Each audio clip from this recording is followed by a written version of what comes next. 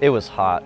It was so hot in Arkansas. We did a target run, and in the middle of the target, me and my buddy Alex were like, okay, we should totally get this pool. We came across a pool in the toy aisle, and we're like, we should totally get this pool. And we're like, no, that's probably not gonna be a good idea. Everybody was telling us it was a bad idea. And then eventually we were just like, you know what, whatever, we're gonna get it.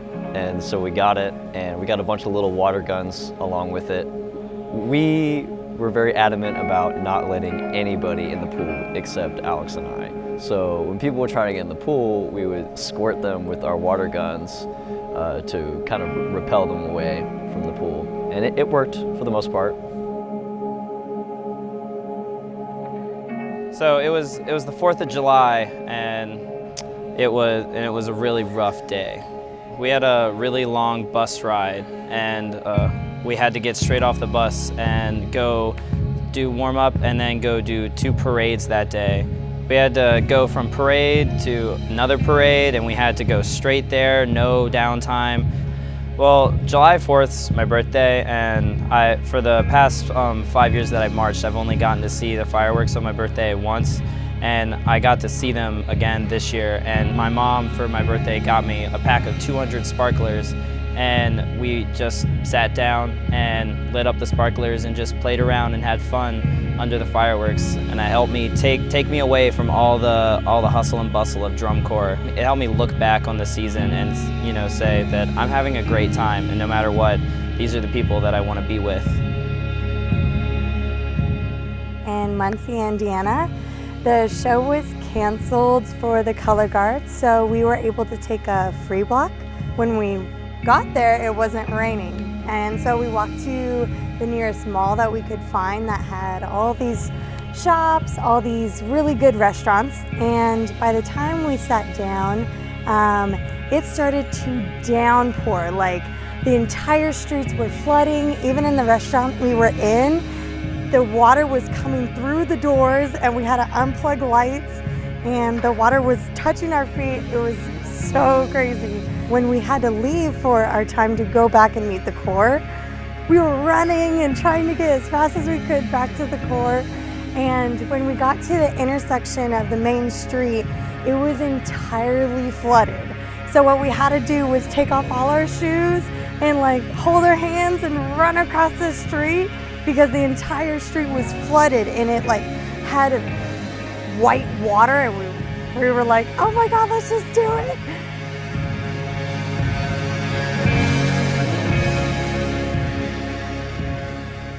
So we recently did a show at Massillon, and it was an amazing experience. Every year we get to go to this show, and there's just a ton of Bluecoats fans all there, and they just screaming your name. It's the loudest Blue you hear all season, and they all want you to do your best. And it's a great feeling because all the alumni get to come too, and we get to do an encore, and they all perform with us. So we went and warmed up in our usual spot where it's really just solitude. Nobody really there. We're doing visual warm-up, we do brass warm-up, and we start to walk to the gate, and we see a sea of people. Literally, we all just started walking. We all started wooing, being like, woo, we got a crowd to play for today. So we just went out there, and we were all just so hyped to go. Before we even stepped onto that field of turf, they were bluing for us. So we went and we performed the show, and we did the best we could, and we threw down every single note that we wanted to. And at the end, the crowd stood on their feet, and they yelled Blue so loud that the energy just immersed your body. It wasn't a feeling of man, I just did my show and I did my job. It was a feeling of I accomplished something, not just for myself, but for my family and for the people watching me at this show. That feeling you feel in the bottom of your stomach right now, whatever your body and mind are telling you, you hold on to that. That is what this is about. Scores, musical achievement mean nothing compared to this. You have your family, and you have your love for them. That is the most important thing that you take away from this. I love you, Bluecoats. Completely